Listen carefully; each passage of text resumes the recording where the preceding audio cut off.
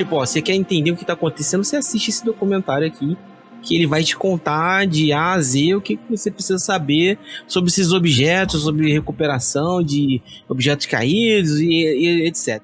Mas nunca se explicou muito, nunca se falou muito da Força Tarefa OP, muito menos pessoas ligadas a ela. A gente sabia do Cal Nel, do Jay Stratton e do David Grush.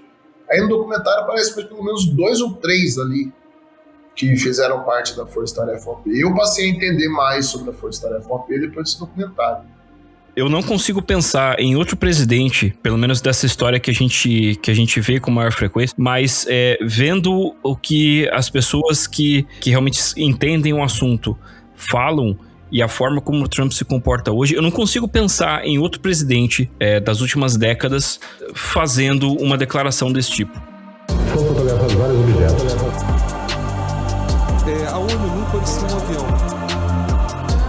Ela teve um contato imediato de terceiro grau. Muito grande, parecia um sol. Ele está perseguindo o Trump. Ela está indo atrás. A aeronáutica não divulga os resultados de suas investigações sobre objetos aéreos não identificados. Ela pegou e bateu assim no meu ombro, embaú, e seguiu o caminho. Contato.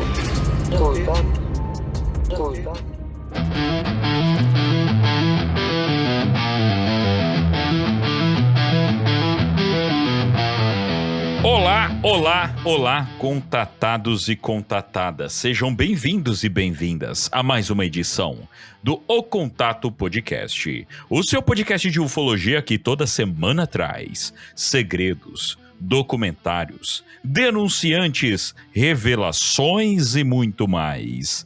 Eu sou Vinícius Martins, mas pode me chamar de Vini. E lá, de Tauba Closure, Eduardo Oliveira, o denunciante de Taubaté. Como estás? Mais um documentário no paraíso. O Eduardo, que no episódio passado realmente fez uma denúncia, né, ao sistema de ensino nacional aí, falando de coisas polêmicas. E lá... Verdade.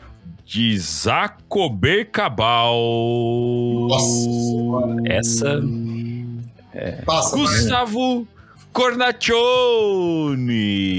o nosso denunciante de Jabuticabal. Como estás? Eu estou empregado, isso que importa. Ah, isso aí, muito bom.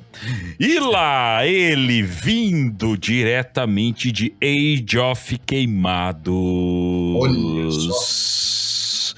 O nosso... Whistleblower. Correspondente internacional. O whistleblower de Queimados, diretamente dos telhados de Queimados. Flávio Fernandes, o nosso... Flávio Fernandes? Flávio Fernandes, não. Cara, Flávio Carvalho. Que isso? Agora fomos surpreendidos. Nossa, e agora, Flávio? Qual que é o seu Flávio, velho? É o Flávio Brandão, gente. É Flávio Brandão, porra! Flávio, qual é o seu Flávio, velho? Flávio, porra! É muito Flávio num rolê só, mano. Flávio Fernandes do Desperta News. Abraço pro Flávio. Sumido pra caralho, Flávio Fernandes. Isso que a gente Sumido receber convidado no programa, né? Já é o nome. Mas não é ele. Mas não é esse o Flávio do Desperta News? Não, brincadeira. Pera aí. O Flávio não é mais convidado. Flávio não é mais convidado. Flávio veio pra trabalhar. Não tem nada de convidado, não. Entendeu? Não tem nada, não. Flávio, prazerzaço você tá aqui com a gente, cara. Muito obrigado, gente, pelo convite. E aí estamos na questão... Quem veio primeiro, né? O Disclosure ou o Mundial do Palmeiras? Com certeza. Olha, é fácil essa pergunta, hein? Essa é muito fácil. Eu vou pedir pro outro membro do nosso podcast, Dr. Arthur Gatti, responder aqui nos comentários, por favor. Não, responde aí, doutor. O Gatti respondendo vai vir uma ofensa daquelas pesadas. Botar um implante em cada um. O mais legal é o Carioca fazendo essa piada, né? Independente se é o Flávio torce pro Flamengo ou não, cara. Você torce pra algum time, Flávio?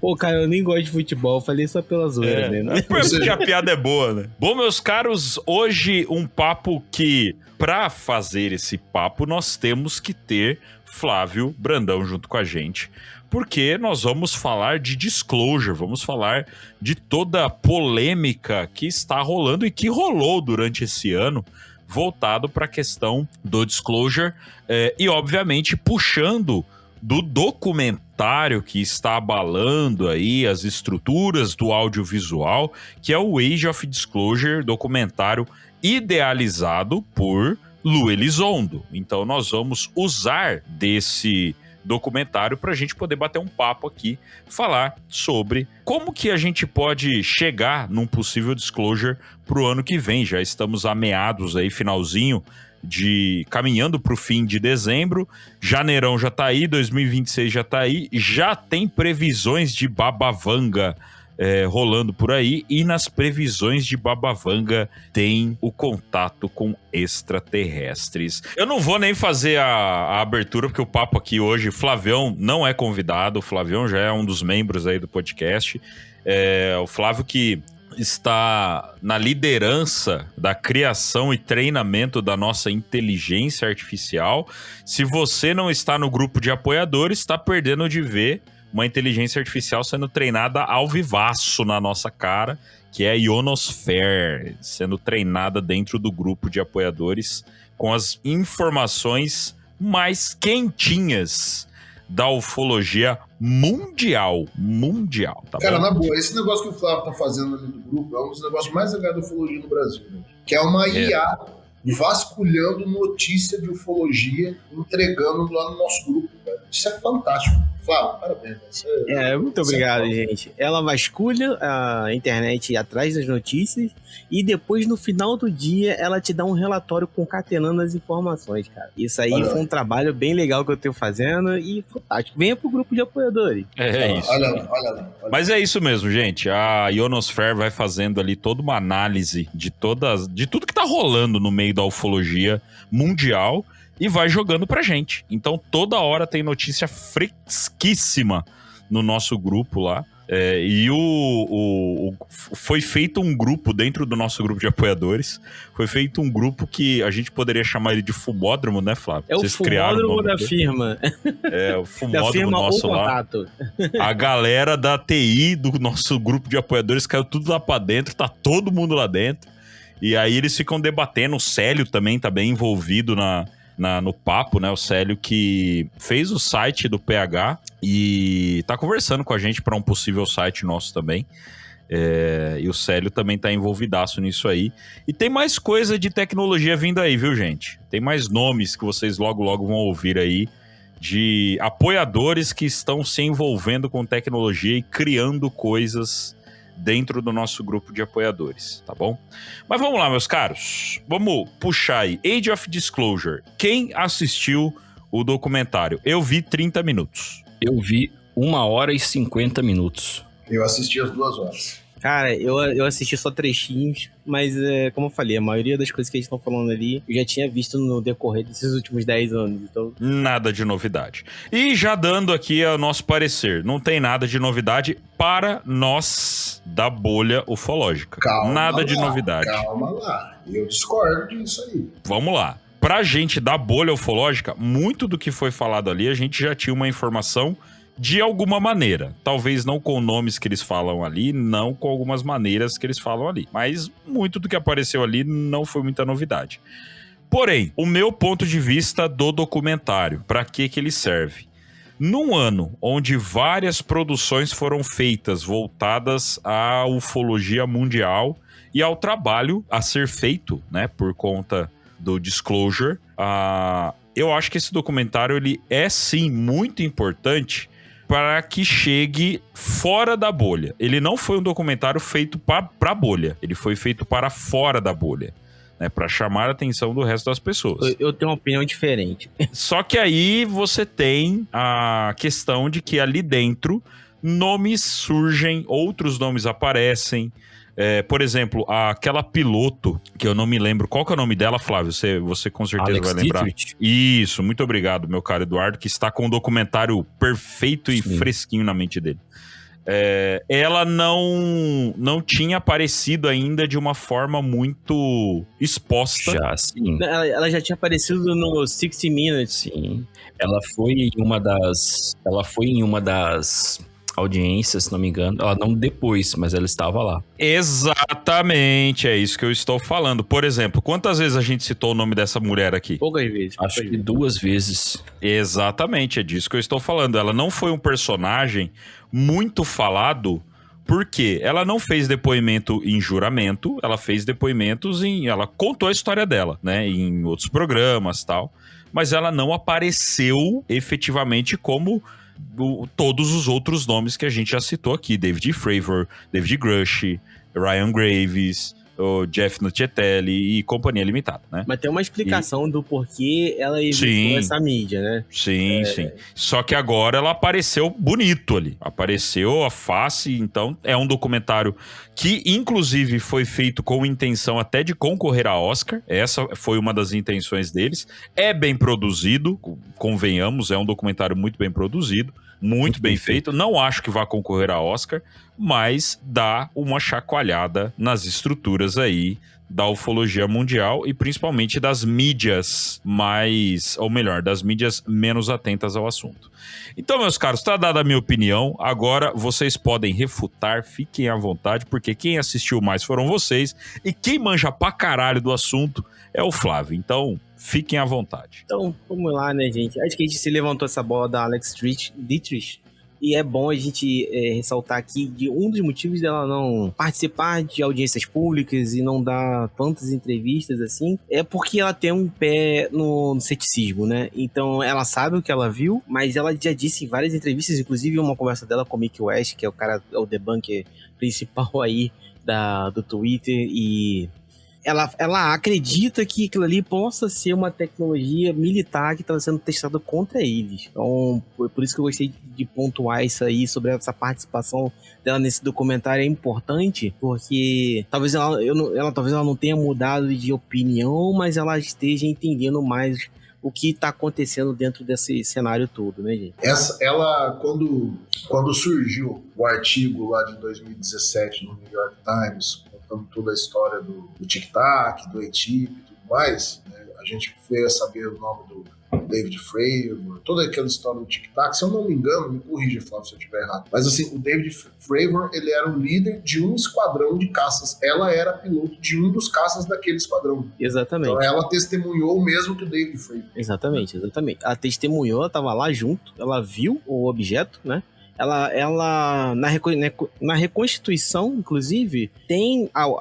o mergulho que o Fravor faz em direção ao objeto, tem o depoimento dela em cima, observando, né, cara, o evento, o fato. Mas quando ela foi conversar com o Mick West, que tem bastante tempo isso, cara, acho que já tem uns 2 ou 3 anos, ou até mais, ela falou que ela acreditava que aquilo ali poderia ser uma tecnologia militar que estava sendo testada contra eles ali, justamente pelo fato de estar num ponto de treinamento, né, e por ter encontrado eles lá no tal do Cap Point, né, cara, que é o ponto de retorno, de encontro deles lá durante o treinamento. Então, ela tinha essa ideia de que aquilo ali não era uma coisa... Era uma coisa, assim, absurda, tecnologicamente falando, porque estava fazendo coisas que eles não entendiam, né, mas que aquilo ali poderia ser algo feito pelos próprios militares que estavam acompanhando o treinamento. Então, saindo um pouco desse ponto sobre essa testemunha, né, entrando sobre o documentário em si, e aí a gente vai partir para o assunto do disclosure de uma vez. A gente falou ali, né, que esse documentário ele não é feito para bolha, tanto é mais para disseminar essa ideia, esse assunto todo aí para fora da bolha. Eu acho que ele acaba sendo para os dois públicos. Claro, ele teve uma campanha de marketing bem agressiva. O diretor do documentário... Esse documentário ele furou a bolha.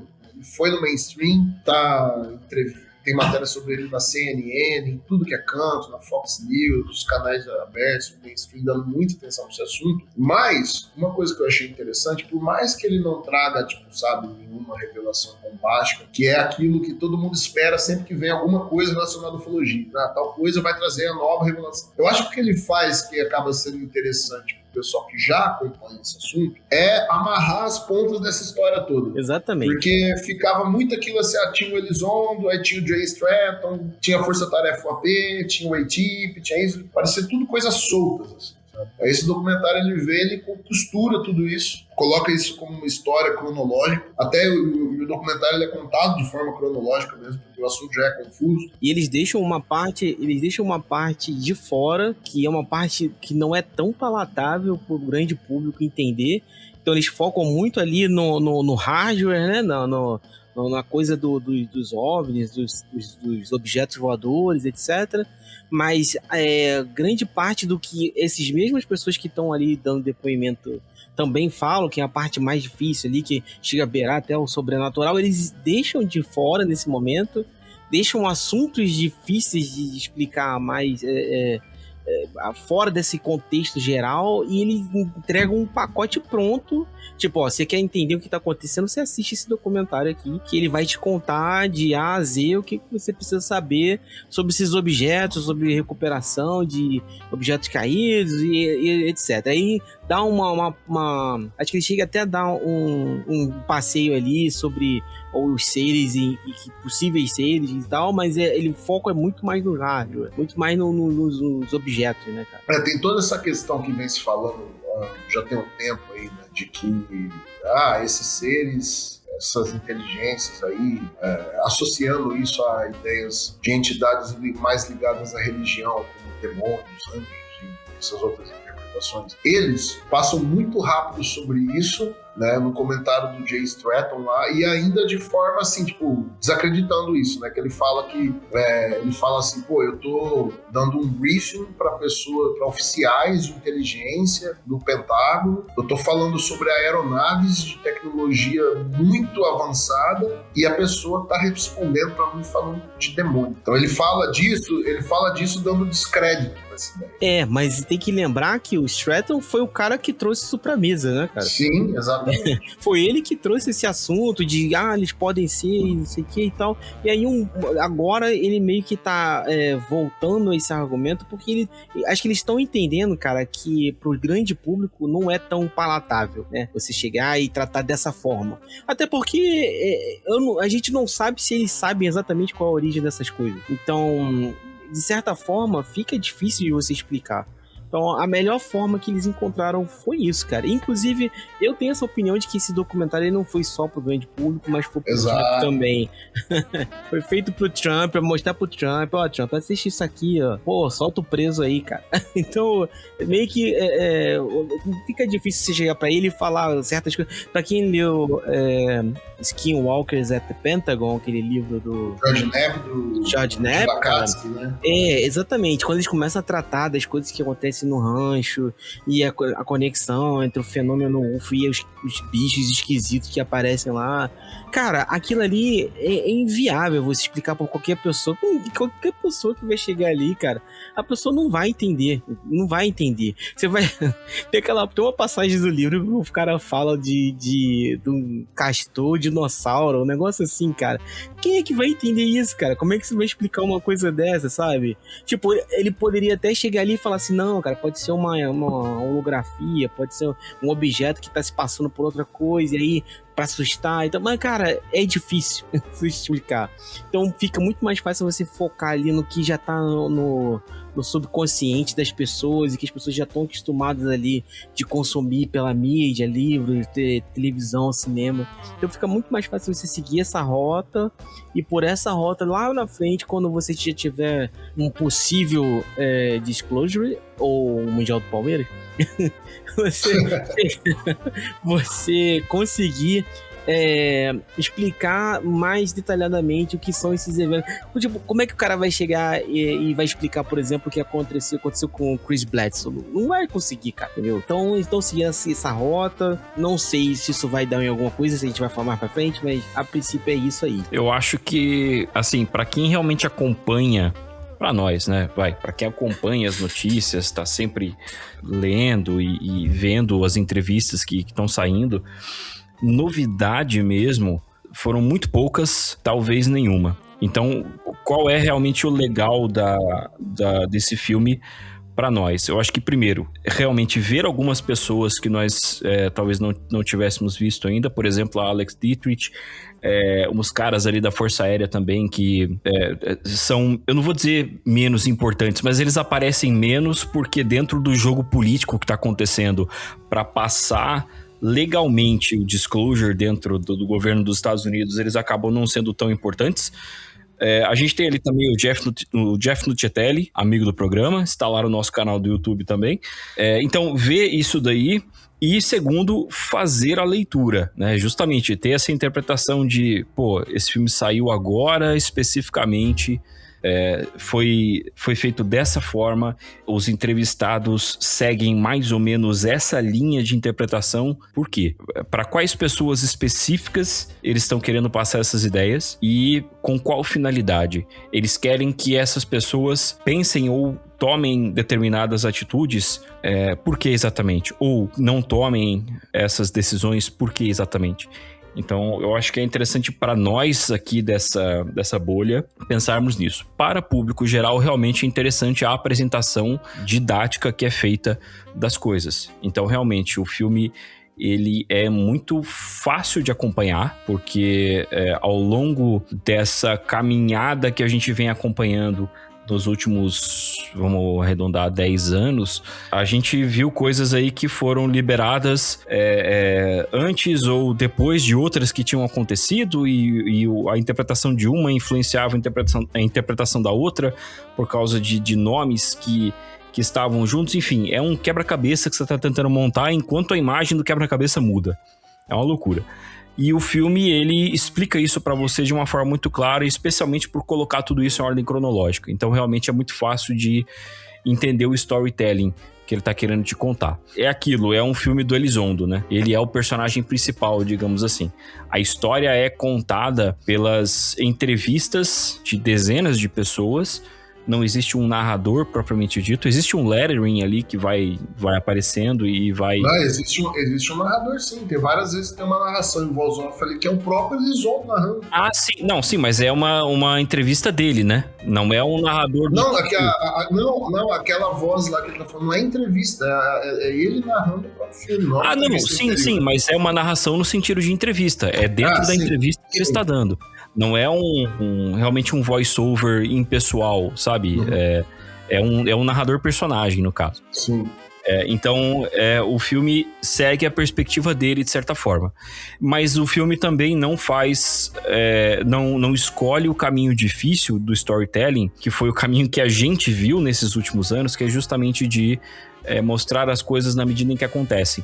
Não, ele mostra as coisas na ordem cronológica, e aí, à medida em que o Elizondo, no caso, foi descobrindo algumas coisas, ele vai comentando que ele foi descobrindo isso. Então, isso ajuda. E outros cientistas também, o Gary Nolan. O Gary Nolan aparece desde o começo do filme, mas no momento em que ele passa realmente a trabalhar com isso para a CIA e o Departamento de Defesa, aí o filme te fala isso. Aparece lá o ano tal e aparece o Gary Nolan. Não, nessa época eu fui chamado. Então, assim, esses recursos de roteiro ajudam muito na compreensão da história. Então, para uma pessoa que não está inteirada do que está acontecendo, quer ter uma visão geral, quer conhecer os nomes mais importantes disso, quer saber quais são os fatos mais importantes, eu acho que esse filme aí atende muito bem. Para o público geral que não conhece. Agora, realmente, para nós da bolha, muito pouca coisa nova. Muito pouca coisa nova, acho que quase nada, assim. Tem uma coisa que eu achei bem legal que rolou no filme, por exemplo, a gente falou muito de força... Aliás, nem falamos muito, né? Sobre a tal da Força Tarefa UAP. É uma coisa que surgiu ali depois de A-Tip e antes do A surgir. Teve a Força Tarefa UAP, que da onde veio o David Rush e tal. Mas nunca se explicou muito, nunca se falou muito da Força Tarefa UAP, muito menos pessoas ligadas a ela. A gente sabia do Colonel, do Jay Stratton e do David Rush. Aí no documentário aparece pelo menos 2 ou 3 ali que fizeram parte da Força Tarefa UAP. E eu passei a entender mais sobre a Força Tarefa UAP depois desse documentário. E uma outra coisa que foi legal, pela maneira como as coisas são contadas, é até quase uma curiosidade, uma trivia, mas me chamou a atenção. Eu sabia dos 2 casos, mas nunca tinha associado que eles tinham acontecido no mesmo lugar. Por exemplo, o caso do Jeff Nuccitelli, amigo do programa que a gente entrevistou, o caso dele é o caso da base de Vandenberg, né, do Red Square, quadrado vermelho na base de Vandenberg. O caso do Robert Salas, que foi lá nos anos 60, aquele famoso caso em que teve um teste de míssil nuclear e aí ele estava operando uma câmera da Força Aérea e na imagem aparece um OVNI desativando aquela ogiva, foi na base de Vandenberg também. Eu nunca tinha associado uma coisa com a outra. Quando colocou essas duas coisas no mesmo documentário, aí eu falei, nossa, olha, os dois casos foram no mesmo. Agora, o que eu acho que é muito impactante nesse documentário, e principalmente para quem é de fora da bolha, quem não tem conhecimento nenhum nesse assunto, nunca se interessou, sei lá, é que o pessoal é a carteirada, sabe? É quem tá falando. Você tem... Tudo bem que quando esse documentário, quando as entrevistas foram gravadas, o Marco Rubio não era secretário de Estado, só que ele é o secretário de Estado, tá lá falando. Então você tem secretário de Estado, você tem não sei quantos ex-secretários de Defesa, de Inteligência. É só membro oficial do governo americano falando sobre isso. Isso é o que chama mais atenção para quem é de fora do assunto, eu acho que quando se tiver a oportunidade de ver esse filme. Acho que o maior argumento dele não é tanto o que ele está mostrando, mas é a sequência cronológica, a narrativa que ele expõe tudo ali, dito por quem, né? Dito por esses caras. Acho que é a maior força dele, argumentativa. E traz um certo senso de urgência, né, cara? Colocar todas essas figuras renomadas, nomes de peso, essa galera que tem cargos no governo altos, né, de confiança, e você trazer essas alegações juntos. E, tipo, até o Marco Rubio falou nessa entrevista que ele deu, ele fala, ou a galera tá toda maluca, todo mundo ficando maluco, todo mundo doido, ou tem alguma coisa aí que tá sendo escondida pra gente, né, cara, que é do executivo, né, do governo americano. Ele fala que ou são todos mentirosos, ou são todos doidos, ou eles estão falando a verdade. Exatamente. Cara, eu acho que esse documentário ele foi feito com um senso de urgência. Agora, esse senso de urgência, o motivo a gente pode debater, mas existe uma corrida necessária por trás dessa história, né, cara? Porque desde 2017 que isso vem rolando esse plano, né, de desacobertamento, de trazer isso pro público, pro grande público, e começou lá com a To The Stars Academy do Tom DeLonge, e veio aquela galera que tava todo mundo junto ali com o DeLonge naquela empreitada, e aí foi se desenrolando, o projeto do DeLonge acabou, mas a missão continuou, então o pessoal começou a se agrupar de outras formas em grupos, em algum tempo eles meio que rivalizaram entre eles e depois começaram a se unir para um propósito em comum, que era trazer essas informações. Então você percebe que de 2017 para cá a mídia alternativa, né? Porque a grande mídia não tem essa tanta cobertura assim, mas a mídia alternativa cresceu muito falando sobre o assunto. Mas mesmo a mídia mainstream começou a falar mais. Também começou a falar mais. Lá nos Estados Unidos, não aqui. Foi um plano no início para se tirar o estigma do assunto, né? Então, você trouxe para a grande mídia esse assunto, mas a mídia alternativa mesmo é que deu essa sustentação, porque você trouxe milhares de podcasts, milhares de vídeos no YouTube, documentários, livros, tudo veio à tona trazendo e reforçando, né? Reedições de livros antigos, isso foi reforçando essa curiosidade e as pessoas foram se tornando mais curiosas sobre o assunto para buscar informações, mas como o Kilton falou isso pra gente lá no grupo, que tudo que rodeia esse assunto tem muito ruído. E ele tem muita razão quando ele fala isso, cara, porque é muito ruído, a gente nunca sabe exatamente o que tá acontecendo. O Eduardo falou do quebra-cabeça, eu acho que é bem isso mesmo.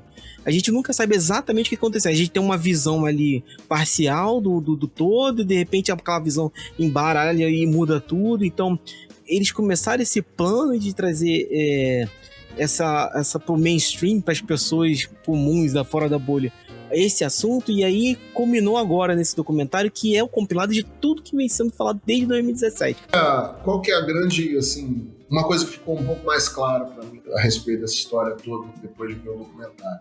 Você tem lá nos anos 2000, por volta de 2007, 2008, eles montam o Haiti, também conhecido como OSSEP, que é também conhecido, não, são dois programas diferentes, mas é o Haiti e OSSEP, que foi montado lá pelo senador Harry Reid. Aí o Jay Stratton era um dos cabeças desse programa de pesquisa. Eles começaram a dar com a cara na porta sempre que eles tentavam chegar no tal programa legado, né, que é o grande programa de pesquisa de OVNIs que veria lá desde Roswell. E então, qual que é o que passa na cabeça dele? Pô, eu faço parte de um programa com dinheiro público que está financiando pesquisa sobre isso. Existe um outro programa com informação acumulada desde os anos 50 e eu não posso ter acesso? Como assim? Aí essa galera vai se conhecendo, vai se juntando. Quando tem um encontro entre Jay Stratton, Elizondo e Chris Mellon, o Chris Mellon, pelo que eu entendi, é quem bola a estratégia de, olha, quem pode fazer alguma coisa a respeito disso é o Congresso. Mas se eu chegar direto no Congresso com esse assunto, eu vou andar com a cara na porta porque os caras não vão querer arriscar a reputação deles, os votos deles. Então a estratégia foi, primeiro eu vou chegar na imprensa, para a imprensa chegar no público, né? E essa mistura de atenção da imprensa e do público nesse assunto vai acabar mobilizando o Congresso. Então, por isso que esse assunto todo, esse interesse renovado na ufologia começa em 2017, naquele artigo lá do New York Times. Dali para frente vai desencadeando uma reação que vai dar nessas audiências de congresso que a gente está tendo agora, até esse maior interesse no assunto como um todo, né? Acho que foi mais ou menos esse o caminho que eles seguiram. Foi uma operação feita do jeito certo, né, cara? Porque o ATIP e o ALSAP, né, eles foram criados ali no rastro do que o Bigelow deixou para trás do Rancho Skinwalker, né? Eles queriam estudar os fenômenos lá para poder criar armas pro Departamento de Defesa. E aí a coisa foi se desenrolando, até chegar nesse ponto. A minha grande questão ainda é essa, cara, porque qual é o motivo de trazer isso agora e não trazer 20 anos atrás, 30 anos atrás, né? Por que agora? Qual é o motivo do agora, né? E esse é um ponto que eu acho que a gente pode debater, porque acho que a gente não necessariamente precisa especular sobre o fenômeno, mas sobre o que move a política a fazer isso agora. O que leva esses caras agora a chegar e falar, não, gente, ó, a gente agora chegou, acabou de segredo, vamos falar, porque se a gente não falar, o que vai acontecer? Uhum. Entende? O que eu não estou falando que é isso ou que eu acredito que seja isso. O argumento que eles utilizam lá é de que, assim, a manutenção desse segredo por tanto tempo, a necessidade de que esse assunto seja extremamente compartimentalizado, privou os Estados Unidos de que seus melhores cérebros pudessem trabalhar nesse assunto. Porque para participar dessa pesquisa, o importante não era tanto quão inteligente você era, mas sim quão bem você consegue guardar um segredo. Então, às vezes, os melhores cientistas não iam se envolver com aquilo, porque valia mais a pena alguém que fosse mais controlável. E essa falta de troca de informação entre os cientistas, né, atrasa a pesquisa, atrasa o desenvolvimento. Enquanto isso, você tem Rússia e China, que são regimes mais autoritários, que eles conseguiam utilizar seus melhores cérebros, seus melhores cientistas na pesquisa. E aí eles veem que, olha, tá ocorrendo uma nova corrida espacial, só que agora envolvendo objetos OVNIs recuperados, e nós estamos ficando para trás pela política de compartimentalização. É preciso que esse assunto se torne público para que aí então nós possamos mudar a maneira como nós lidamos com ele e possamos nos desenvolver mais rapidamente, não ficar para trás em relação aos nossos rivais. Pelo que eu entendi, eu peço que vocês me corrijam se tem alguma coisa que eu entendi errado, que faltou, mas pelo que eu entendi é mais ou menos essa dinâmica, né, de que explicar por que eles começaram esse grupo do Elizondo com o Chris Mellon, com o Jay Stratton, começaram a vazar o assunto. O que vocês acham? Por aí? É por aí, cara. Outra coisa muito interessante aí, cara, nesse grupo, né, que eles criaram, com o passar do tempo, né, essas relações que eles tinham entre eles, elas se deterioraram e houveram rachas aqui e ali, porque houve discordâncias dos métodos e de como as coisas foram sendo aplicadas, houve discordâncias sobre como as metas que eles tinham seriam alcançadas, mas ainda assim, cara, um ponto central que vem sendo tratado desde aquela época de 2017 do artigo, era um medo, né, de que a China revelasse alguma coisa, ou a Rússia. Então, a impressão que eu tenho, na verdade, não é que eles estão para trás, mas que os outros estão alcançando. Os outros países podem estar alcançando de alguma forma. E aí começa todo aquele papo sobre 2027 vai acontecer alguma coisa, hein, gente? Vem aí, hein? Não sei o que é, mas vem aí. Mas vem aí o que, né, gente? E eu acho que tem uma relação direta, porque são 10 anos do começo desse projeto. Inclusive, lá naqueles gráficos do Carnel, quando ele apresentou, ele tinha lá falando do período que as coisas iam acontecer, e tinha lá 2027 como uma data limite para algumas coisas que eles tinham para entregar. E eu acho que talvez isso seja uma previsão sobre a possibilidade de outros países também alcançarem, né, os Estados Unidos a nível de pesquisa. Mas é uma especulação, né, cara? Eu acho que a gente precisa ter em mente o seguinte: quando existe uma corrida armamentista, uma corrida tecnológica, enfim, que envolve uma vantagem geopolítica tão importante, como a gente teve a corrida pela tecnologia nuclear na Segunda Guerra, a corrida espacial na Guerra Fria e por aí vai. Quando a gente tem esse tipo de coisa acontecendo, o sigilo, ele é um fator decisivo, que é claro que eu estou desenvolvendo isso aqui, não quero que ninguém mais desenvolva, então eu não vou falar absolutamente nada, mesmo dentro da dinâmica do método científico, que envolveria publicações, por exemplo. Muitas coisas que foram descobertas e desenvolvidas dentro do Projeto Manhattan não foram descobertas da física mesmo, não foram divulgadas por vários anos. Só foi lá nos anos 50, muito tempo depois, em que os adversários dos Estados Unidos já tinham a bomba desenvolvida. Então você agora já foi mesmo, pronto. Então pensa o seguinte, os caras estão fazendo essa história de disclosure agora. Por quê? Porque os adversários também já têm alguma coisa. A interpretação que eu faço é essa. E no filme, esses entrevistados dizem isso várias vezes. Inclusive, foi o próprio Elizondo que disse numa das audiências no Congresso que Rússia e China possuem essa tecnologia. Eles possuem, na tradução, né, naves acidentadas ou recuperadas, pousadas, enfim. E eles detêm isso também, além dos Estados Unidos. Então pensa de novo naquela dinâmica de corrida armamentista e manutenção de sigilo e tal. Cara, o sigilo de alguns conceitos, pelo menos, não é mais tão importante assim. Porque os seus adversários já sabem disso.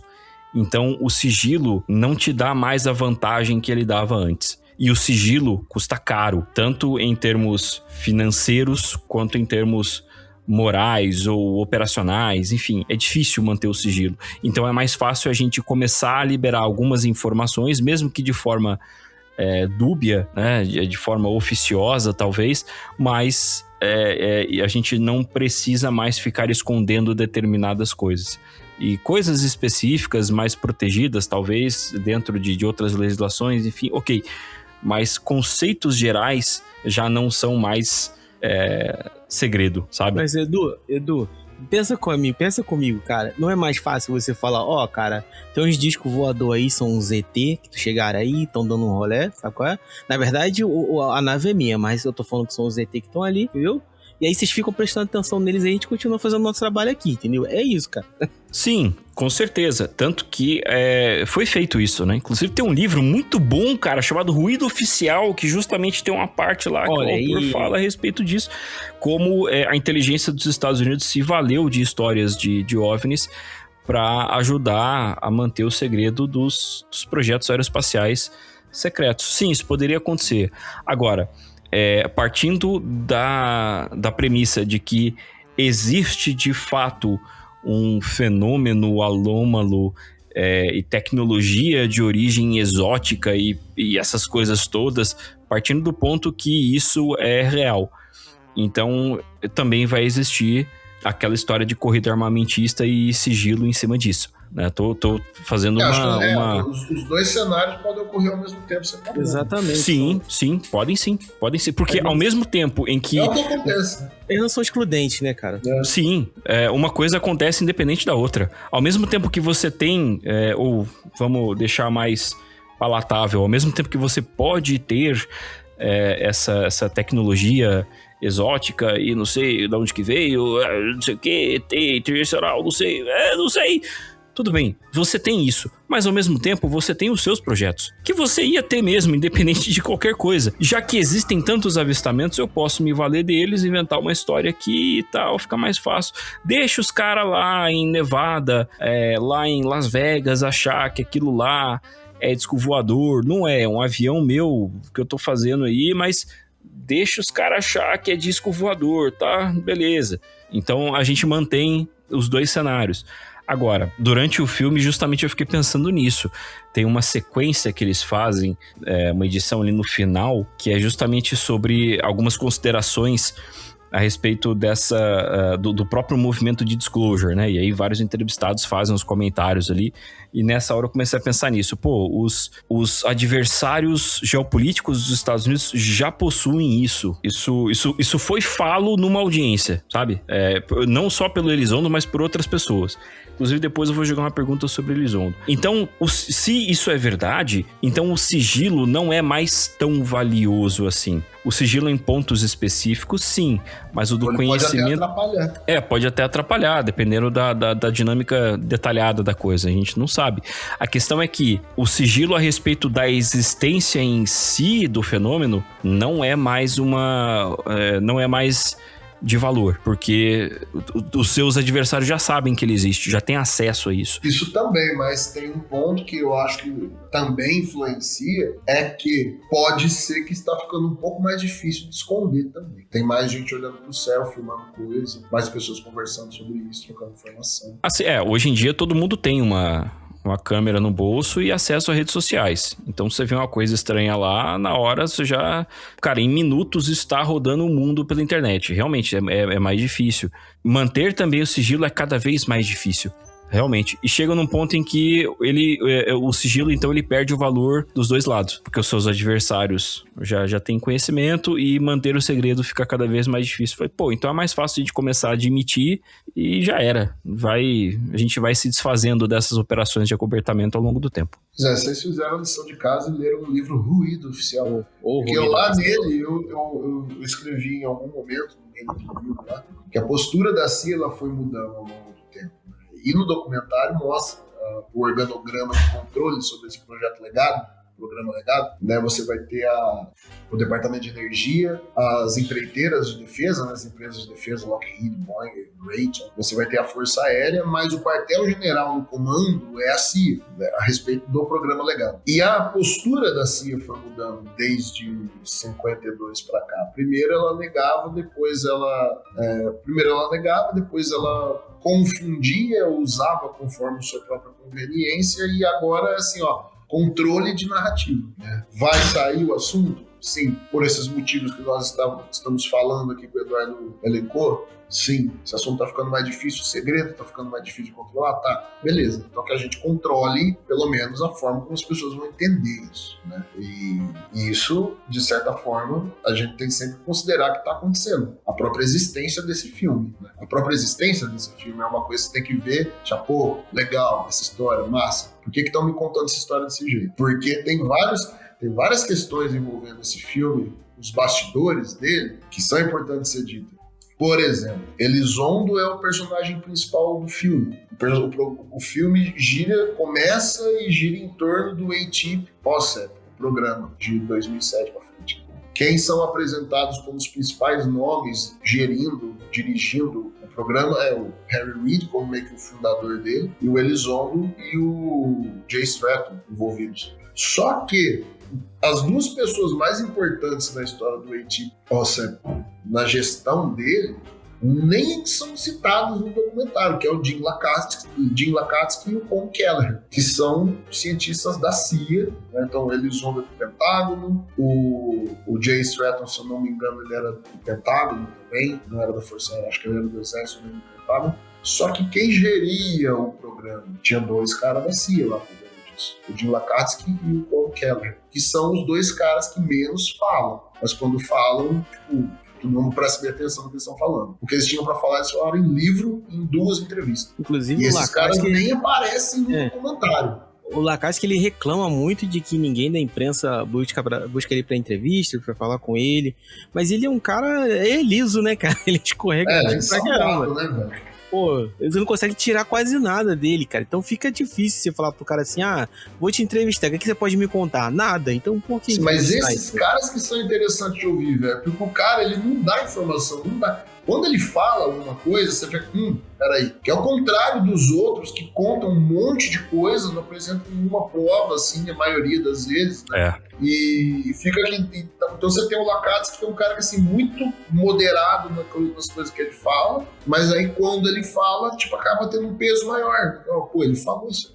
Nessa última entrevista que o Lakatsky deu, ele respondeu perguntas com silêncio. Isso é bem interessante, cara, porque enquanto os outros contam histórias e não conseguem explicar a origem, uma prova, um vídeo, uma evidência, o Lakatsky não, tem uma hora que o Corbell começa a fazer um monte de perguntas pra ele, algumas perguntas bem contundentes, e ele nem diz que não pode responder, cara, ele só olha pro Corbell e fala que ele dá um sinal que não vai falar. Mas a pergunta foi tão incisiva que foi... Já é uma admissão, né? Que é uma admissão, cara. Tem uma hora que ele fala assim, você viu seres e não sei o quê, e ele só olha e fica quieto. Então, tipo, ele podia simplesmente falar, não vi. Entendeu? Era simples ele falar que não viu ou que ele não poderia responder, mas ele só não responde. Então, pra tirar informação dessa galera mais sênior, né, que não tem muito essa disposição de criar todo um contexto, como o Elizondo faz, que o Elizondo é treinado exatamente para fazer isso, né? Criar histórias e completar as coisas, completar as histórias, completar buracos de histórias com metáforas e narrativas e etc. Ele não, cara, ele já é um cara mais operacional ali, então para ele o silêncio já é uma resposta bem considerável. Uma coisa que surgiu, tipo, de 10 dias pra cá, assim, né, comentário do próprio Jim Lakatsky, né, chamando atenção pra isso.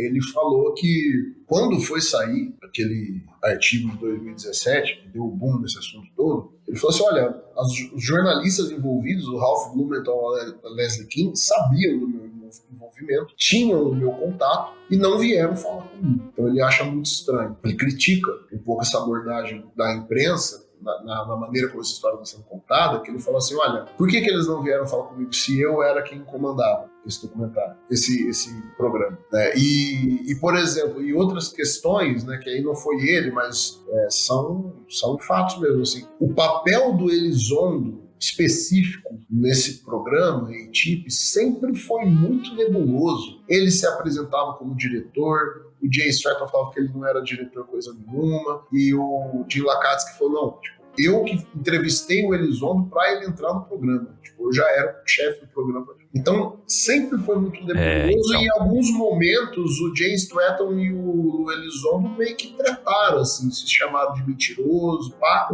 E agora aparecem os dois amiguinhos. Eu tenho uma opinião sobre isso, cara. Então, é aí que eu queria trazer a conversa, assim, o personagem principal da história, né, o cara que guia a gente pelo storytelling é o Elizondo. Ok, legal. E aí eu tinha falado sobre como esse filme pode ser interessante para quem não acompanha essas notícias e não faz parte da bolha e tal. Agora, considerando que uma pessoa que não acompanha isso vai assistir esse filme e vai ser o primeiro contato mais profundo que ela vai ter com essa história... Com esses personagens. Ela não terá conhecimento de todas as tretas envolvendo o Elizondo que aconteceram nesses anos todos. Ela não vai ter conhecimento de... Vou usar um termo técnico aqui, se precisar eu explico depois, mas ela não terá conhecimento de todas as cagadas gigantescas que envolvem o Elizondo, com divulgação de foto esquisita, com divulgação de informação que não bate, que ele fala uma coisa em um lugar, depois ele fala outra coisa em outro, ele fala uma coisa de uma pessoa, a pessoa desmente, essa história, né, que vocês falaram aí, da questão do Lakatsky e tal. Então a gente tem isso, e a gente tem isso na pessoa do Elizondo, que não está no filme. E existe existe mais história que não está no filme, existem mais personagens, como o próprio Lakatsky, que é importante pra gente compreender tudo, que não está no filme. E aí, como é que fica? Volta naquilo que eu tinha perguntado. Pra quem realmente serve esse filme e o que o Elizondo, por exemplo, e o Farrah, né, que fez o filme, o que eles querem especificamente que essas pessoas façam, considerando essa história que eles contaram. Porque a gente pode entender também que isso é, portanto, uma versão da história. Não é tudo, porque tem pessoas importantes que não foram entrevistadas, tem fatos importantes que não foram mencionados. Então, é uma versão. E até alguns pontos foram distorcidos, né? O próprio papel do Elizondo no A-Team. Ele pra quem, como você falou, pra quem tá chegando agora e não conhece essa história, tá pegando isso aí mastigado. Sim. E o cara vai pegar e vai ver assim, A-Team, esse cara é quem comandava. Não é. Então, o Elizondo é aquele cara do bem-vindo à ufologia, eu serei seu guia, entendeu? É isso. O Elizondo, ele pegou o Lakatsky, ele pegou o Stratton, ele juntou os dois e falou, agora eu sou esses dois caras. E ele é um cara que ele vai guiando a narrativa conforme quem é que tá mandando nele, vai né, instruindo, certo? Então, ele é o cara que ele parece aquele cara que vai jogar bola contigo no fim de semana, aquele cara que vai jogar um Call of Duty contigo no videogame, aquele cara que tu vai trocar uma ideia de vez em quando, aquele teu parceiro do trabalho que às vezes tu para pra trocar uma ideia ali no cafezinho. Ele tem esse perfil. Quando você vai ver o Stratton falando, quando você vai ver o Lakatsky falando, cara, eles não têm essa articulação, essa coisa de contar as metáforas para poder explicar uma coisa que ele não pode falar e não sei o quê. Tanto é que, vez ou outra, ele escorrega na casca de banana que ele mesmo colocou, certo? Então, ele é um personagem, cara. Esse cara, ele fala que foi diretor de um programa que não foi, ele fala que estava num evento que não ocorreu, ele diz no livro que ele tinha capacidade que ele não tem, talvez, né? E conta certas histórias, como aquela de Guantánamo. Então, ele é um cara que ele tá ali pra aparar as arestas e falar assim, gente, segue nessa direção aqui. O plano é esse aqui. A gente tem que seguir isso aqui. Cara, o Lu Elizondo é uma Psyops viva. Ele é o Psyops, cara. Ele é especialista. Aí a questão que fica, que é uma coisa que eu já conversei com o Gustavo várias vezes, o Psyops é contra o programa Legado, o Psyops é pra trazer mesmo à tona, ou a gente tá ali só de massa de manobra para os caras conseguirem o objetivo deles. Qual é o ponto, né, cara? Qual é o ponto que esse cara tem? Onde ele quer chegar? Qual é o goal dele? Qual é o objetivo dele, né? Então... Não, mas aí que tá. O que eu acho é que, assim, o objetivo não é dele. O Elizondo é uma ferramenta. O Elizondo tá cumprindo um papel, tá recebendo ordem. Isso pra mim é claro. Isso é claro, isso é óbvio. Por isso que eu falei que assim, ele é uma psyop humana, porque além dele ser um oficial de contra-inteligência, né, essa é a profissão dele. O cara tem 30 e tantos anos fazendo contra-inteligência. O que é contra-inteligência? É isso que ele tá fazendo agora.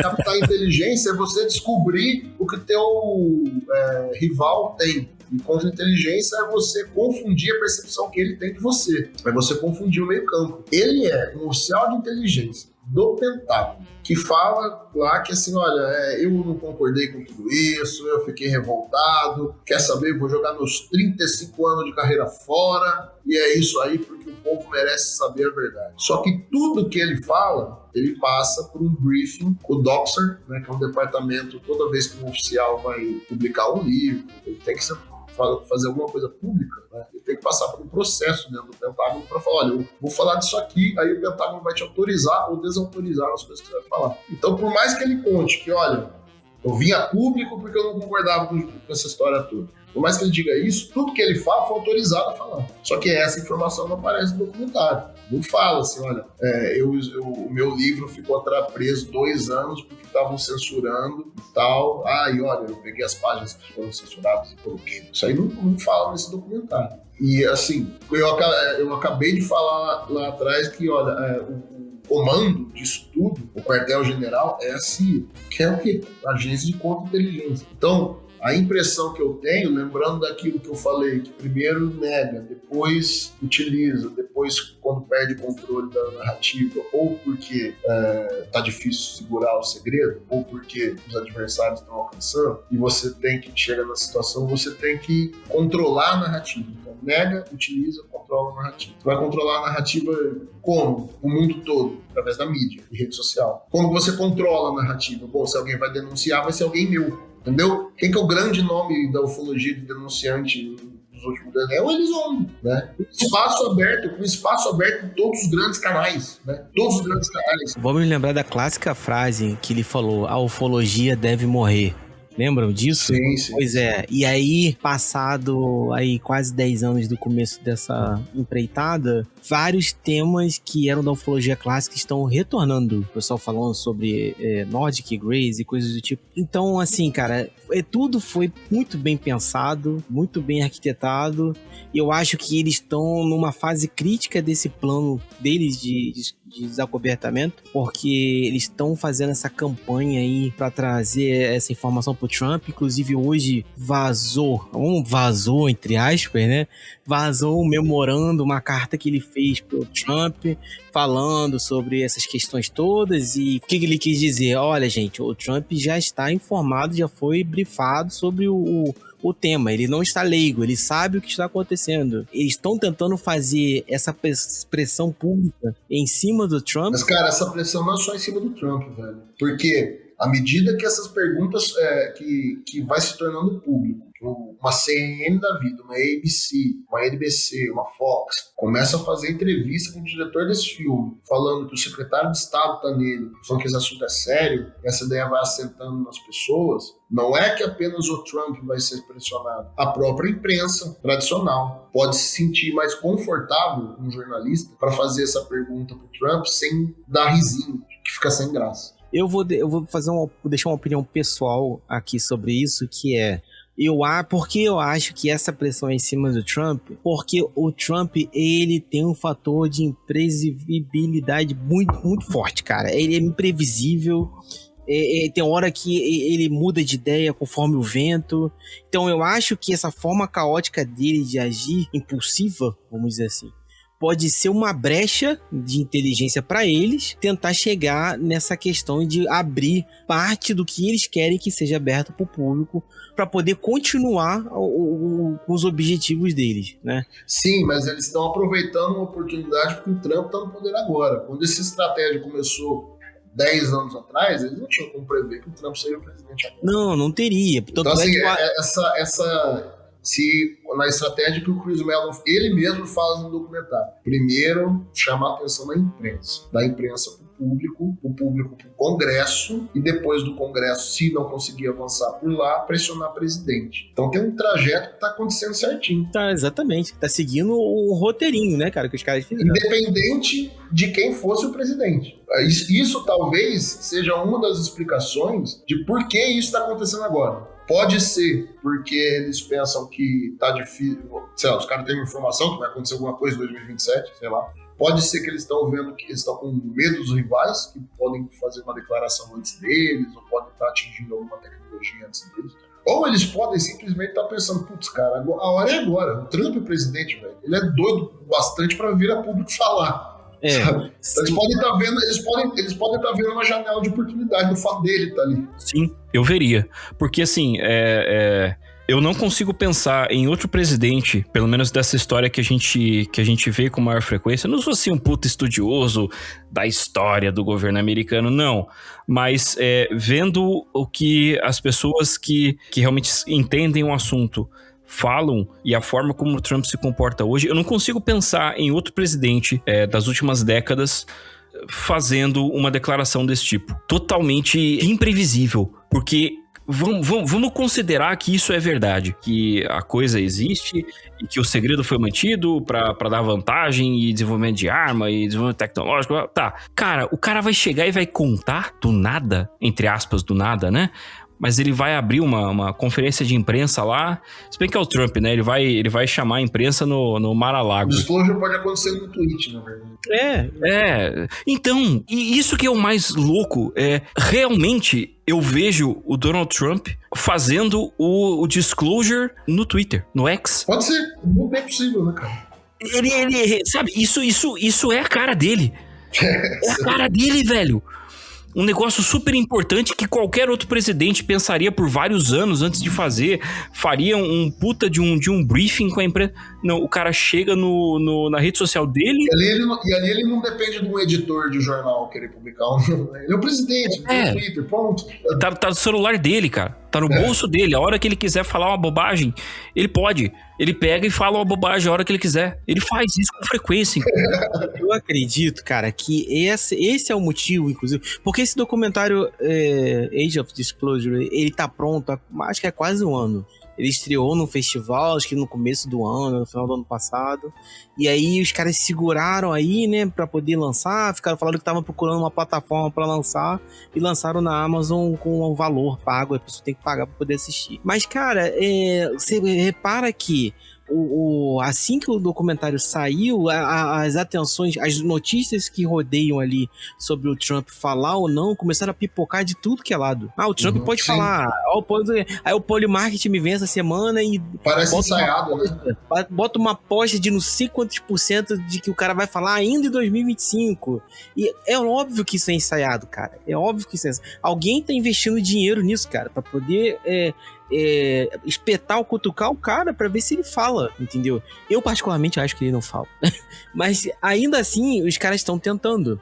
Então, eu trouxe o documentário e gerou aquele burburinho do comentário. Com base no documentário, os caras estão criando toda uma história em volta pra falar que ele pode dizer, hein? Ele pode vir falar. O famoso vem aí, que nunca vem, mas vem aí.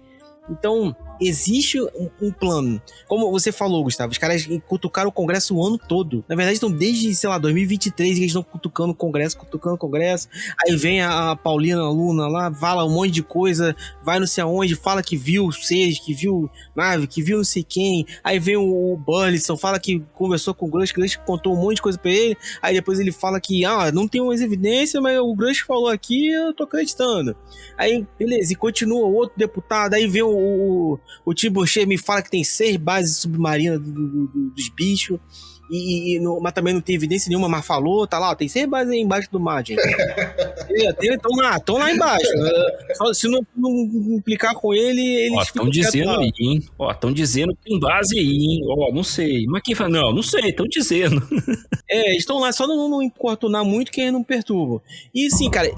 Eles já passaram dessa fase do Congresso, já apertaram, já espremeram tudo que eles podiam ver do Congresso, eles meio que estão vendo que aquilo ali não vai andar. Mas mesmo que a coisa no Congresso não andasse, ela já cumpriu um papel que era chamar atenção. Pois é, mas eles queriam passar a tal da lei, do disclosure, e não passou, tentaram acho que 3 anos e não tá indo, não vai de jeito nenhum, não é aprovado.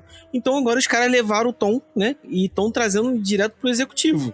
Mas eu acho que o plano era esse desde sempre, velho. Pressionando o Trump, vamos lá, gente, se você não falar, vai ficar ruim pra tu, hein? E aí fica o que é mais curioso, cara, pra mim, é essa coisa da iminência de algo. Porque semana passada o Joe Rogan, quem conhece o Joe Rogan, é um dos podcasts mais famosos do mundo, que tem podcast de maior audiência do planeta hoje. E o Joe Rogan gosta muito desse assunto. Ele foi em outro podcast de mídias alternativas, que é o do Jesse Michaels, e ele falou lá que ele tem bastante contato com essa galera, com Elon Musk, com Peter Thiel, com o Zufolo, com o Jeremy Corbell, e Nap, etc. Ele falou, cara, no Jesse Michaels, que tipo, olha, gente, tem uma coisa, um evento aí que vai acontecer que é impossível de impedir, e isso aí vai nos levar ao desacobertamento inevitável. Então ele tem que falar, alguém tem que falar alguma coisa e começar aos poucos a soltar. Mas, cara, ninguém fala exatamente o que é. Então fica assim, todo mundo fala que algo vai acontecer, mas ninguém sabe exatamente o que é. Então talvez esse evento seja outro plano, né, dessa galera de falar, vai acontecer alguma coisa aí, hein, cara, tá vindo aí, se tu não falar, vai aparecer e tu vai ficar com cara de concha. Então, cara, Parece. 13 Atlas aí. É o 13 Atlas. O 13 Atlas tá voando aí, gente. Pegou a esquina ali, foi pra Avenida Brasil, pegou a Dutra e foi pra São Paulo.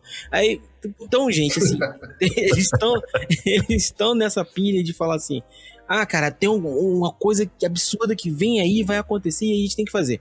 Eu acho que é parte da coisa, da pilha, né? Que eles estão colocando, o plano de trazer isso à tona e pressionar o presidente a falar, o presidente dos Estados Unidos.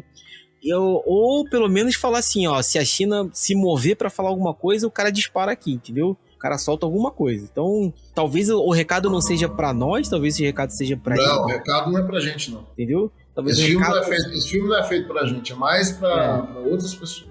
Talvez o recado não seja nem pro Trump, talvez o recado seja pros adversários dos Estados Unidos, né, cara? Então... Também, mas uma coisa que é importante nessa história toda, tem que ver assim, né?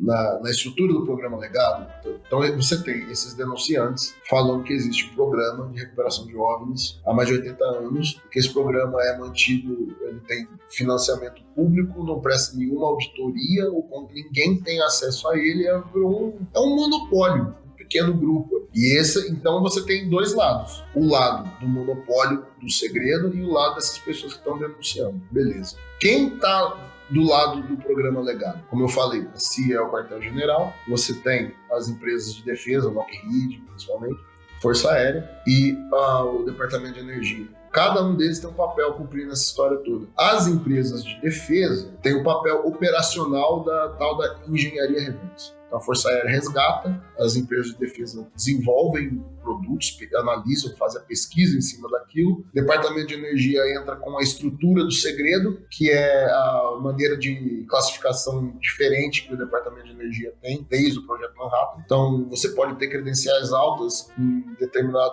para determinados programas, mas se esse programa está dentro do Departamento de Energia, mesmo com a tua credencial, você não consegue ter acesso. E a CIA comandando tudo isso. Essa é a estrutura do programa Legado. O pessoal que está vindo acusando contra eles, né, você vê que vários deles são ligados às Big Techs. Estou errado, Fábio? Não, está certíssimo. Então, você vê que vários desses caras são ligados às Big Techs. As Big Techs entraram no assunto muito depois que esse assunto de recuperação de OVNIs e avistamentos já existia. Porque as Big Techs simplesmente não existiam. O fenômeno é uma coisa dos anos 90 para cá. E as empresas de defesa já estavam envolvidas até o pescoço nisso desde os anos 50. Então você tem uma turma nova no pedaço chegando e os donos do programa Legado não conseguiam esconder essa turma nova chegando. Porque essa turma nova chegando é essencial para o sistema de defesa e vigilância dos Estados Unidos. A Palantir está no sistema de defesa da Força em todas as agências.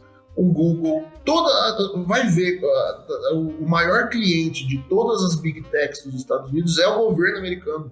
Essas empresas, elas são praticamente estatais, essa é a grande verdade. É praticamente uma empresa estatal. O dinheiro que entra, a maior parte do dinheiro deles é do governo, pro governo. Os contratos que elas têm com as agências de defesa e de inteligência. Então, como é que esses caras agora são meus olhos e ouvidos? Eles estão vendo essas coisas. Como é que eu vou esconder isso deles? Essa galera já tem, das Big Techs, tem noção, tem informação de que o programa Legado existe e que há objetos em posse desse programa Legado. Há um interesse dessas Big Techs, cara, na transferência de tecnologia, né, dos programas legados, principalmente pelo fator energético, né? Porque se eles conseguirem ter acesso às patentes ou aos estudos que foram feitos com esses objetos e conseguirem fazer uma geração de energia mais barata, com base no que foi recolhido e estudado, para eles, cara, reduz o custo de operação deles a muita grana. Então, com o advento aí da inteligência artificial, essas inteligências artificiais que eles usam hoje, os LLM principalmente, consomem muita energia, e o crescimento dessa tecnologia para eles hoje, o grande impeditivo é principalmente energético. Então, há um interesse muito forte em que essa transferência seja feita para que eles possam fazer os estudos e dar continuidade de forma muito mais rápida do que os programas legados. Até porque essas empresas de IA, muitas delas, o próprio ChatGPT, por exemplo, OpenAI, elas ainda são deficitárias, apesar de tudo. Elas são extremamente valorizadas na bolsa, mas a operação delas ainda não se paga, porque o custo é muito alto. Isso é que tanto tem se falado, que tem uma bolha de IA para explodir em breve, igual a bolha.com no passado. A gente já mencionou aqui, mas só para trazer essa perspectiva para o ouvinte que acabou perdendo esse comentário, existe um mercado emergente de pequenos reatores nucleares para atender justamente empresas como essas que precisam de uma geração fenomenal de energia para atender os seus data centers e toda a sua infraestrutura aí, especialmente de mineração de Bitcoin, quer dizer, de inteligência artificial. Então a gente está falando de realmente reatores nucleares, mas que não vão atender cidades ou regiões inteiras, elas vão atender especificamente uma empresa, né? A infraestrutura específica de uma empresa. Essa empresa teria que ter quantos desses? Uma empresa de IA, por exemplo, um data center da OpenAI, ela teria que ter quantos desses mini reatores? Então, como justamente é um mercado emergente e tudo isso é absurdamente caro, a ideia é que essas empresas que estão fornecendo esses reatores já produzam seus modelos sob medida. Então, a princípio, um único reator desse modelo específico poderia suprir, uma Oracle da vida, ou uma Meta, uma Google, alguma coisa assim.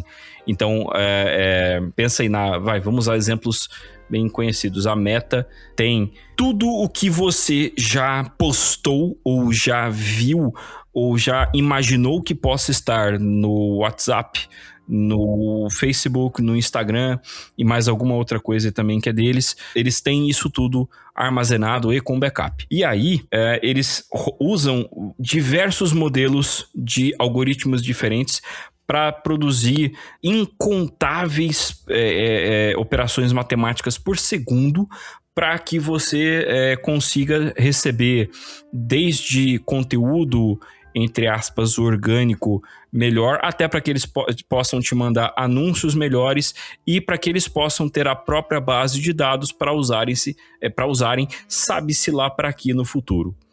Isso é muita coisa, além de outros projetos que uma empresa como a Meta também trabalha, que não necessariamente estão ligados a redes sociais. As maiores detentoras de inteligência no mundo hoje não são, sei lá, a CIA, o Mossad, o FBI, a NSA, não, Meta e Google especialmente. E você tem aquelas redes sociais chinesas também, mas aí ali abertamente o governo chinês tá de olho em tudo. A Amazon também. A Amazon, inclusive para quem viu a Crime contra a Humanidade, que foi o filme da Guerra dos Mundos, aquela coisa horrível, ali eles acabam retratando um pouco disso.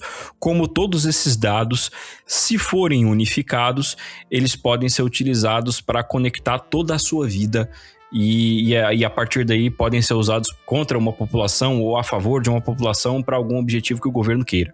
Governo ou operador disso. Assim como a gente já teve escândalos em engenharia social dentro de redes sociais, então alguns conteúdos específicos, por exemplo, de alguns conteúdos políticos específicos eram mais restritos pelo algoritmo, enquanto outros não.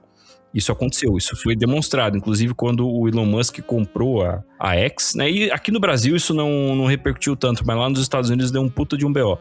Ele abriu os arquivos todos e teve lá o Twitter Files, foi justamente a respeito disso. Tinha muita coisa desbalanceada ali. O algoritmo é absurdamente parcial para muita coisa.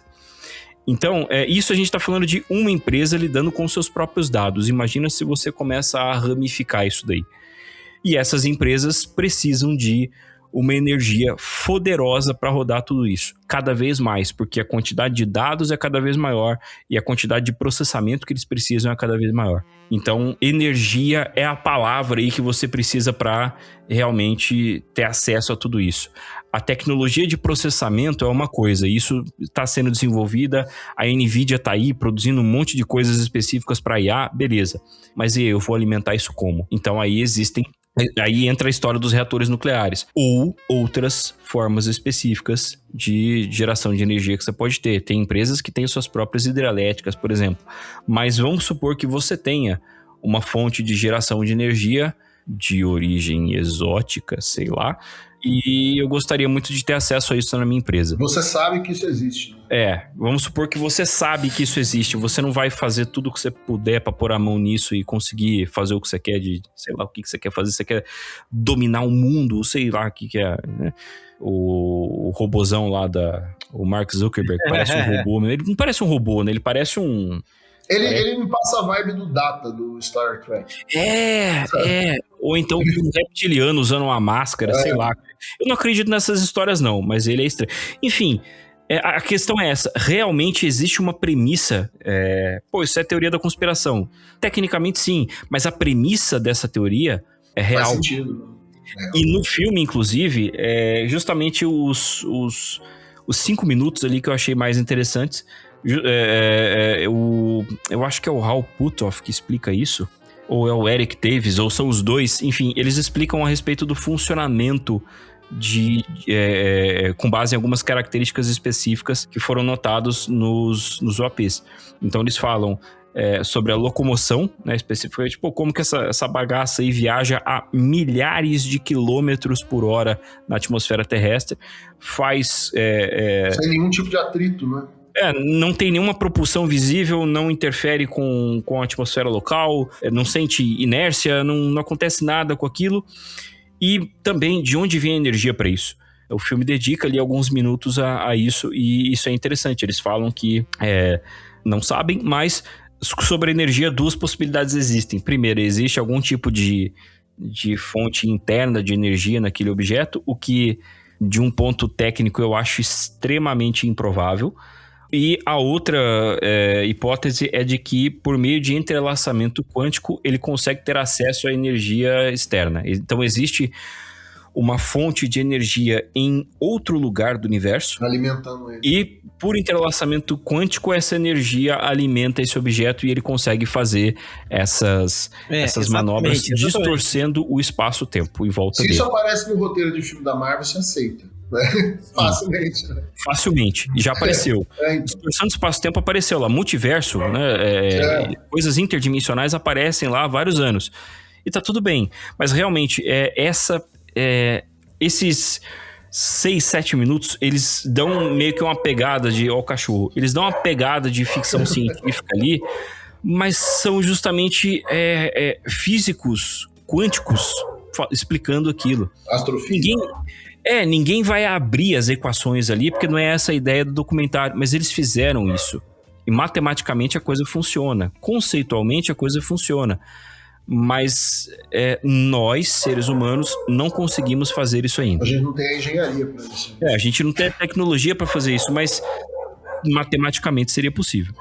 Completando o que o Edu falou, essa segunda teoria sobre o objeto extraindo energia de um campo que ainda não é conhecido é a teoria mais debatida, né, nas discussões dos tweets da vida, nos podcasts e coisas do tipo. E eu fico assim me perguntando muitas vezes de onde saiu isso, cara, com que base em que observação, porque se eles têm equação para aquilo ali, de alguma forma isso foi observado, né? E se isso foi observado, da onde veio? Talvez isso tenha vindo de dentro do programa legado, uma informação vazada ou coisa do tipo. É algo que realmente a gente não sabe de onde veio, mas é o que é mais debatido hoje em dia. Pra gente poder finalizar o papo, pra gente poder caminhar pros finalmentes desse papo, minha pergunta para os 3: o que vocês acham que teremos em 2026 referente ao Disclosure? 2026 pro Disclosure, eu não espero muita coisa. Bolão Contato Disclosure 2026, vamos lá. Bolão Contato, mas eu espero mais denunciantes, não espero muitas evidências ainda, mas eu acho que a pressão em cima do Trump pode aumentar, se ele não... Acho que o objetivo é justamente fazer ele errar e escorregar, né, cara? Então, o que eu espero é isso, cara. Mais denunciante, mais informações. Eu acho que história pra contar, eles já contaram tudo. Não tem, assim, muita coisa pra contar daqui pra frente sem que eles tratem o que já tá no público, certo? Então, eles não vão poder chegar e falar assim, abduções, experiências genéticas e coisas do tipo, sem tratar tudo que tá sendo falado sobre os objetos em si, tá? Sobre eventuais contatos e teve ou não contato em Holloman, tudo isso eles precisam tratar agora, fazer essa pré e esse disclosure básico para poder subir para um outro nível. Então acho que 2026 a gente vai ter um pouco de mais do mesmo, deve ter mais uma revoada de drones por aí. Por enquanto deve ficar nisso aí até meados aí de 2027, quando sabe-se lá o que vai acontecer, de fato acontecer. Eu acho que para o calendário de disclosure de 2027 teremos excelentes entrevistas internacionais no nosso canal do YouTube. Isso é uma certeza. Nosso ouvinte pode ficar esperando essas entrevistas, inclusive algumas delas nós já estamos. A gente tá perto de gente muito grande, assim, nível Age of Disclosure. Um cara que aparece nesse filme a gente já entrevistou, pensa nisso. E tem mais ali que a gente tá assim, tipo, e aí, vamos? Conversas já estão acontecendo. Então eu acho que isso é garantido. Grandes entrevistas a gente vai trazer. Sobre o assunto, realmente, cara, eu sou mais da linha do Flávio também. Não acho que a gente vai ver, assim, uma movimentação do tipo, olha, é isso aqui. Claro, né, tem o fator Trump. O cara pega lá o telefone, aliens are real, and they're American, and they're beautiful aliens. Enfim, mas eu acho que não, cara. Mais algum ex-militar ou ex-agente de inteligência vai aparecer falando alguma coisa. Vai ter mais alguma entrevista do... eu esqueci o nome daquele australiano da News Nation que fez a entrevista com o Ross Coulthard. Vai ter alguma entrevista do Coulthard aí também. Enfim, o filme do James Fox vai sair agora. Ele, inclusive, fez um filme sobre o Disclosure, né, o The Program. Com certeza, alguma coisa que vai sair nesse filme vai ter alguma implicação dentro daquilo que vai ser e que está sendo falado lá nos Estados Unidos, porque já foram feitos comentários a respeito disso. Mas assim, eu não acho que a gente vai ter um avanço tão direto para o disclosure propriamente dito. Assim como eu não acho que em 2027 a gente vai ter algum evento gigantesco que vai tornar o segredo impossível. Não. Eu acho que assim, essa caminhada aí vai continuar, a gente vai ter mais umas entrevistas aí. Eu realmente não acho que exista algum relato ou alguma entrevista, algo que possa ser dito que cause tanto impacto assim, considerando tudo que já foi falado. Eu acho que realmente se alguém aparecer com alguma evidência física, sabe? Se alguém trouxer alguma coisa do tipo, olha, realmente, tá aqui o pedaço da nave que aconteceu em tal lugar, tá aqui as fotos do contato lá em Holloman, tá aqui o negócio que tava lá em Wright-Patterson, tá aqui, ó. Tá aqui o não sei o que, enfim. A não ser que alguém traga isso, e eu duvido muito que alguém vai trazer, a gente não vai ter um avanço assim. Então essa história aí é uma novela, ela vai se arrastar, e a gente tá entrando aí numa parte mais plana dessa história. Difícil falar assim o que vai acontecer, mas eu consigo enxergar uns marcos assim no caminho para 2026 que, pelo menos, eu diria que se acontecerem vão me chamar a minha atenção. Por exemplo, se numa próxima audiência do Congresso, que eventualmente eles vão acabar fazendo, né, o movimento está crescendo, então faz sentido que tenha uma próxima. Se numa próxima audiência do Congresso for mais um monte de militar da reserva contando história, talvez não. Agora, o próximo passo para causar impacto é se eles deixarem de levar pessoas que estão indo voluntariamente testemunhar, para eles intimarem pessoas para irem prestar depoimento. No fim da audiência, desse ano, a própria Ana Paulina Luna lá falou: eu gostaria de intimar algumas pessoas do ar. Então, se aparecer alguém que não foi voluntário numa audiência, está lá, foi chamado do ar ou de empresas de defesa, isso vai chamar a minha atenção. Isso é interessante. Se alguma nova tecnologia de China ou Rússia de repente surgir, aparecer, ter alguma demonstração assim, muito impactante, eu acho que isso pode movimentar a agulha do palheiro um pouco mais. Até olhando para o Brasil, você tem um novo filme do James Fox saindo sobre o caso Varginha. Você teve um depoimento do médico Dr. Ítalo, né, falando sobre o vídeo e tal. Se essa história do vídeo do ET de Varginha aparecer, lembra, né, que tipo, por mais que isso aí virou até meme, o pessoal zoa essa história de Varginha. Mas assim, se existe um vídeo, eu não duvido que ele exista, não dou 100% de certeza, mas não duvido que exista. Se esse vídeo surgir, se encontrarem, lembrando que o James Fox tem uma recompensa, né, fortalecendo essa história de Varginha, você tem essa história ligada aos Estados Unidos. Que aqueles seres, o que a história conta, é que teria sido levado para os Estados Unidos, e há conversas de que algumas pessoas do Brasil estão sendo sondadas para prestar depoimento na próxima notícia. Isso pode forçar o próprio governo brasileiro, as Forças Armadas, o Exército, talvez, a falar alguma coisa, se posicionar. Imagina que louco que seria, né, essa situação. Se alguém do Brasil, se os caras levam o Dr. Ethan, não estou falando que isso vai acontecer, mas algum americano presta depoimento falando, olha, eu estava envolvido na operação de resgate e captura do ET de Varginha. O cara presta esse depoimento sob juramento do Congresso americano. O Exército brasileiro vai ser perguntado aqui pela imprensa, talvez, que história é essa? Entendeu? Não que isso vá acontecer, mas é uma possibilidade, assim, porque essa ideia de 2027 vem sendo ventilada faz muito tempo, pela mesma galera, por essa mesma galera, Elizondo, todos esses caras aí estão falando, 2027 e tal. A gente tá vendo essa história ser construída. Cada vez a nossa expectativa antes era audiência no Congresso. Agora a expectativa tá, o Trump vai falar. Tá construindo uma efervescência no assunto, assim, uma ansiedade.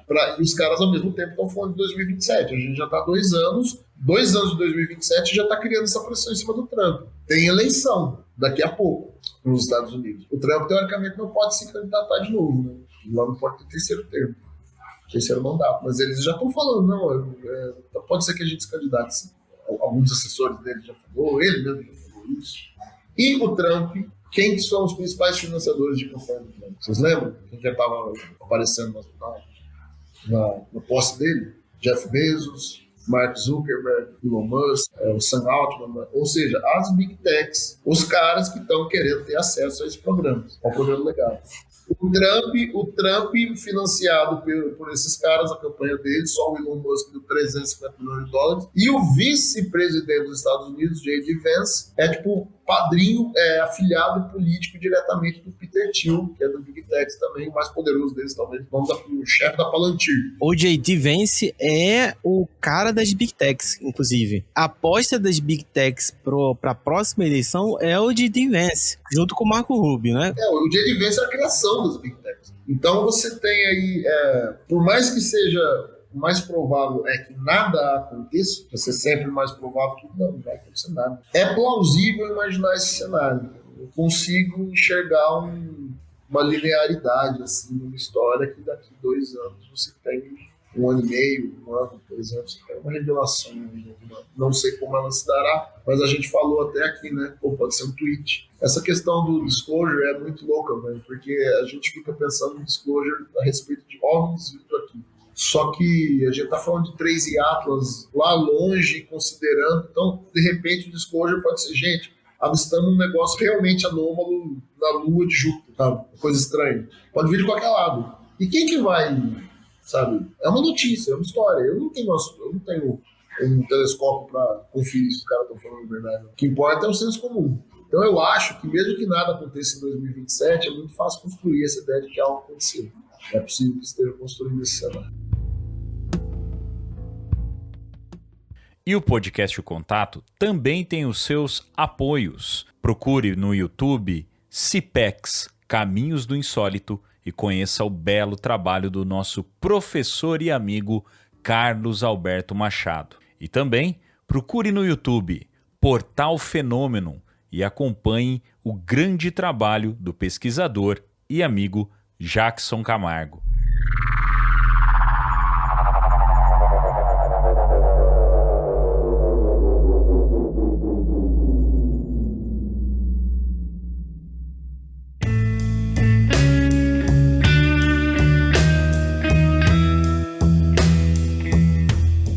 Muito bem, meus caros, é isso.